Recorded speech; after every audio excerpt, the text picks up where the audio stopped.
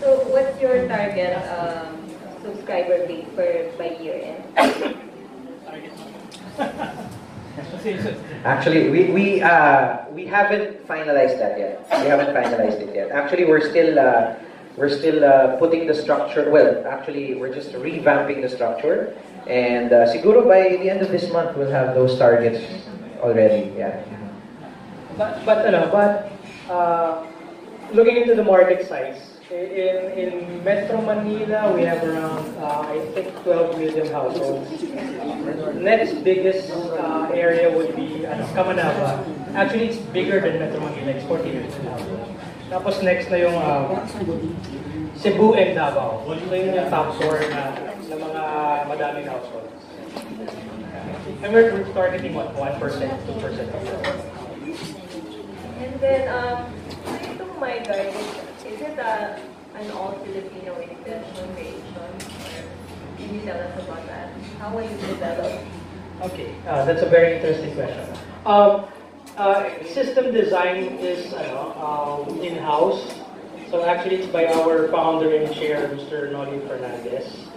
So, and then it's an amalgamation of all the technologies available already. So pinaghalo-halo ng technology siya. If you would notice nga, yun nga, diba dahil iba-ibang sensors integrated into one device. So yun. Tapos, yung pagdating naman dun sa command center, of course, that's the next step that we saw na gap there. That there's somebody who should help monitor these systems, hindi lang ikaw. Kasi, yun nga, pag nagpapanik ka na, tama to the point ni Mr. Ogie, to the point na pag nagpapanik ka na, hirap maghanap ng phone numbers, kahit alam mo. Tapos, sino dito ang naka-memorize ng number ng doktor, ng ano, dahil nga, panay phone book na tayo ngayon, hindi na natin memorize yung mga important numbers. So yung Green Energy, the company, is the mother company for MIGUARD. Yes. And then, yung Green Energy, it works with mga local governments for IT? Yes, national government and local government. So, one of our flagship projects for green energy is yung Smart City project in Quezon City. If you're from Quezon City, you would be noticing na may mga billboards dyan, may mga cameras in Quezon City. Tapos actually, meron pa tayong mga wireless public announcement systems. Lahat yun naka-interconnect under dun sa project namin sa Quezon City. Thank you. Magandang hapon po sa inyong lahat. Magandang hapon din po. Ayan. Gusto ko lang pong itanong, 27,000 po yan. Pwede ba yung hulugan? Thank you for that question. We just recently launched. Yes, to answer your question, pwede po. We just recently launched that program, installment program. Meron tayong 6 months na hulugan program, 6 months to pay siya. Yes, we also accept credit cards. Right now, you can purchase through credit card. Kailangan mag-visit sa office to swipe, diba? Or if it's scheduled, pwede namin dalhin yung device to swipe the card. Ayun. Okay. Second question ko po. Kung sakali po bang nabasag, nasira, may additional payment po ba? Halimbawa, nabagsak ng bata, kinain ng daga. If it's within warranty, 1 year, papalitan namin. But for accidents, kasi kaya sinabi ko within warranty, kasi siyempre may warranty conditions. But if it's the fault of manufacturing, papalitan namin. Pero if it's sa fault ng subscriber namin, hindi ko mag-aabay yung warranty. Gano'n po ba ka-safe yan? Kasi kung ang cellphone nga po, pag nailagay daw sa ununan, sumasabog kung anik-anik. Iyan po ba? Gano'n ka-safe yan para sa mga consumer? Parang ang talino, no? Diyos!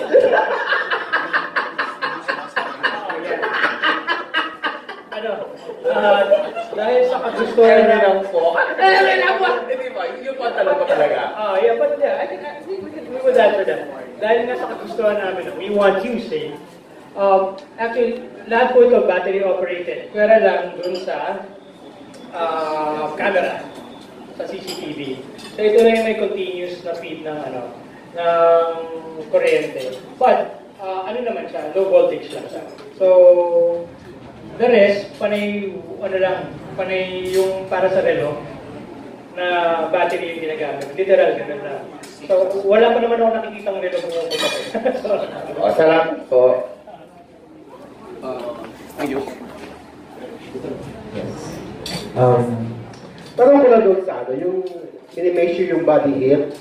Halimbawa, meron nag-sex sa isang kwarto, paano yun, iniikot yung ano? Paano ba yun, sir? Ang mangyayari yung pagbubukas, pakot na ito. Actually, if it's on, syempre may motion. So, magka-alert siya. Kaya dapat yun. May remote naman eh. May remote. So dapat napapag-usapan na yun. Pero okay din yung sa ano, sa yung mga nanay na minumonitor yung kanilang mga anak. Di ba, meron tayong mga, yung mga study, yung mga study sila sa ano, sa isang bahay, no? Okay, so okay yan. Yeah, I think there's a study na most of the sexual encounters in your youth happens in your own house. Parang ganyan. So yeah, I think that's what you're getting. Yung overnight, group study mo. May mga nangyayaring ganyan, sir. Color coding ng lipstick, mga ganyan. So, napapalitaan ko lang yun ng bata ko. Hindi ko na-experience sa mga yan. So actually, yung placement ng camera naman, and this is duplex, nabanggit ata ni Axel kanina, na naririnig mo rin kung ano yung sinasabi. Saka pwede mong pagsabihan. So, may speaker rin to na nakakabit. So, kunwari, lagay mo dun sa tapat ng ng kwarto ni, kasi wireless siya eh. So, kailangan lang nila ng power source. Sa saksakan, ilagay mo sa hall, nakatutok dun sa pintuan ng kwarto ng anak mo or something. Tapos pag may papasok pa lang, sitayin mo na. Sino yan? So, yeah. Ayan, pangalawang question. Para sa showbiz naman. Ryan, bakit ka napunta dito? Ryan Barsa. Alam ko kalawti mo dati si Kim Dinus Santos, di ba? Ano nangyari sa'yo? Ano nangyari sa'yo? Ba't na-anohan ka niya? Hindi, sige, baka maraming kwento pa tungkol sa akin eh. No, I got into after, I was very young back then, if you remember. I entered that when I was 12 years old. So, after noon, we went abroad, I worked abroad, and then I opened a few businesses with some friends from that also. And then, I got into sales na talaga. First in real estate, and then now in other products as well. So, bago lang ako, I just got in last month. So, looks like a great place for me to grow in my journey in sales. So, I'm now, my profession now is in sales. Ayan po. Thank you for remembering me, guys. Thank you. Last na lang, sir. Since merong smoke detector yan, Yes. dapat sinamahan niyo yung sprinkler para parang all-in-one talaga. Thank you. Sprinkler, yeah, that's a good input. We could actually have our manufacturers design probably something like that. Kasi nga, we're OEMing this. So meaning na yung trademark namin yung ilalagay and we do the systems design. So yeah, we could definitely add that to the system one of these days. But to your question naman, medyo related, meron kaming product yung wireless na pepper spray. Yun. So, pwede siyang i-tandem with the devices. So, lalo-lalo sa camera, pag may nakita kang pumasok, kunwari kahit yung, di ba, dati ngayon yung sariling house help yung nagnanakaw, di ba? So, pag nakita mo yung house help mo na medyo lumalapit na dun sa kahadiyero mo, pwede mo lang spray ng pepper spray. Para doon pa lang kita, alam mo niya nakikita siya. Parang ganyan, deterrent. So yeah, we can add siguro mga sprinkler systems din. That's a good input. Thanks. Okay, next question.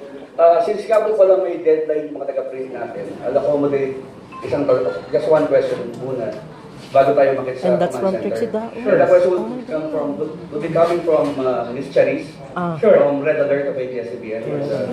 Hoping na maging partner natin ng show nila. Also, Bench. Also, Yes. before that, also if others are in a hurry and by batches na kasi tayo, Yes. diba? We'll be here naman so we can sit with you guys and Axel, pwede tayo magkwentuhan. take a picture. For those who can stay a little longer. I'll be the one na show. Yes, sir. Pictures lang. Hindi, Hi, ng mga sir. devices. From Red Alert po. So, yung 27,000 po kasi, for some people, malaki na po siya. So, sa amin po kami sa Red Alert, masa po yung audience namin. So, paano nyo po siya ilalapit po sa masa? Like, in the future, balak nyo po ba na gawin na pwede na i-customize yung mga package, na pwede tingin lang muna yung bibilhin? That could be something na we can consider talaga. We're talking about it naman talaga. But right now, just to reach nga yung other parts of the market, the best we could do as of now, right now, is yung installment program para maging ano. Kasi, if I'm not mistaken, it's around 5,000 pesos lang siya a month. So, for someone who can rent a home that could actually need something of these devices, diba? Slightly larger, no? Medyo may kalakihan ng konti to need such a package. Pwede na siya. Kaya na yung mga 4,500 to 5,000. But I understand what you're saying. Yung mga smaller houses that would just need one type of device like the door and window sensors na. Yes, we're talking about that, and maybe in the future we can integrate it as such. But right now, we're pushing the brand and the package. The package first, yes. Sir, other than yun sa 27,000, do you have yung mga lower packages na basic? Yes, actually, there's a basic package and a premium package, and the basic one is at, pero ano lang nasa 24 naman yun. 24,000. Konti lang yung difference. So, ina-upsell na namin. Pinupush na namin doon sa 27 if you're gonna take it. So, ano po yung kaibahan ng 24 sa 27? Yung components, Sir Pong, can you help me out? Yeah, sure. Wala siyang smoke detector, itong gas leak detector, saka yung water leak detector. So wala lang siya ng tatlong component. Everything else, CCTV siya. Thank you, sir.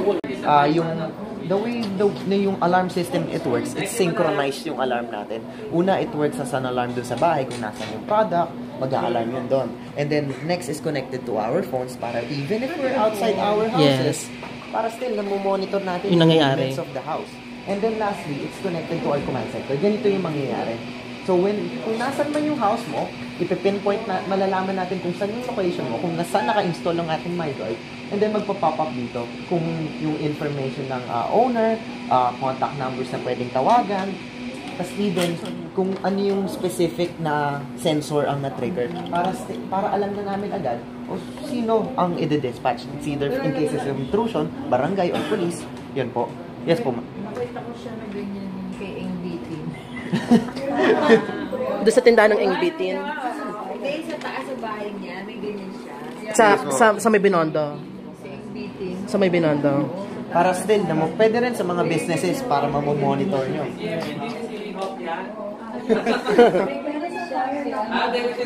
Ito, family business niya or ano? Hindi. Actually, business naman. Sa tito ko naman. Pero, pwedeng tumayo na siya ng company. Pero matagal na rin yung business. Nagsimula kami sa cameras. Ito ang focus talaga namin. Green energy ang company. Tapos ngayon, nag-invent kami ng product for the, people, for the houses, ganyan. Yan naman ang target market namin. Ayun po, subukan niyo po. We are in the same, Para matay up same field. Yes, sir. Yes, ma'am. Para just in case that we have a client, na we detect na tutulog yung bahay niya, we can Sinasama. Hindi pa naman ba sinasama? May kinig pa sila dito. Naabutan mo ba? Naabutan mo naman sa baba, Oo, pero yung hindi ka nagsalita eh. Hindi ka nagsalita na buta. Hindi mo na inabutan, inisa-isa ko yung mga product. Sabi ko, picture, ingin na ako sa picture ng product. Sige, sisend lang kita. partner. Oo nga po pwede para madagdag dun sa... Diba? Kasi wala tayong, syempre yung isa-sell doon yung products. Sige. Yung highlights. Kahit email mo, Facebook na. Ano mo naman email ko yun? Email na lang. Sige, teka. Nag-send ka sa ano? Ayaw nga pala. Sige. Send ko na lang sa kanila. Sige. Or Uber at ay home alarm system tied up with the internet cable. Do you plan to do that? To tie up with With a network provider? With yung mga nagpa-provide like Globe, like Smart. TLBB. Para they have options. Storage niya. How long? Kasi Yung sa sa for the camera, meron siyang SD card slot. Inang So, GB. It's 32 gig. So, 24 hours ang kanya. Tapos automatic na di-delete, di Yes. ba? Tapos mababalikan mo siya sa inyong phone. even pwede mong kunin yung record, i-save mo sa phone. Pero may ano siya, may point siya. Kasi di ba sa PLDT parang may mga camera din. So, meron. Any plan sa para makipag-type up nga kayo? Oo.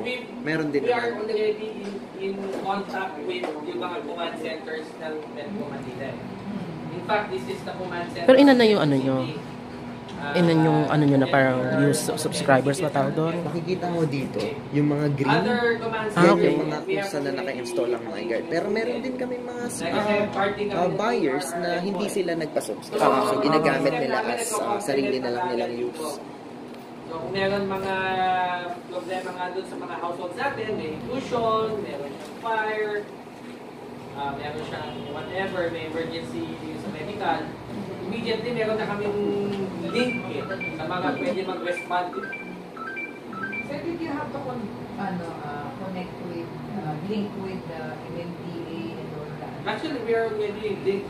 In fact, we are the ones who installed the system from MMDA. Yun, pag tumawag po tayo sa 136 ng MMDA, software po namin yung ginagamit.